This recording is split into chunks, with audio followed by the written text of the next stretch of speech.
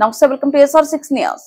జగిత్యాల జిల్లా ఎస్పీ సన్ప్రీత్ సింగ్ ఆదేశాల మేరకు రాయకల్ పట్టణంలో జిల్లా పోలీస్ కేంద్ర బలగాలతో కలిసి flag March additional SP Bhimarao జెండా ఊపి ప్రారంభించారు.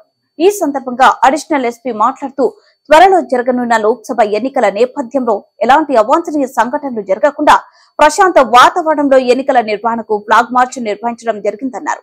ఎలక్షన్ కమిషన్ సూచించిన గైడ్ లైన్స్ ప్రకారం పోలీసు అధికారులు మరియు సిబ్బంది ఎన్నికల విధులను నిష్పక్షపాతంగా నిర్వహిస్తారని తెలియజేశారు. ఓటు 7 హక్కును వినియోగించుకునేందుకు ప్రజలకు భరోసా కల్పించడంలో భాగంగానే ఇలాంటి కార్యక్రమాలను నిర్వహించడం జరుగుతుందన్నారు.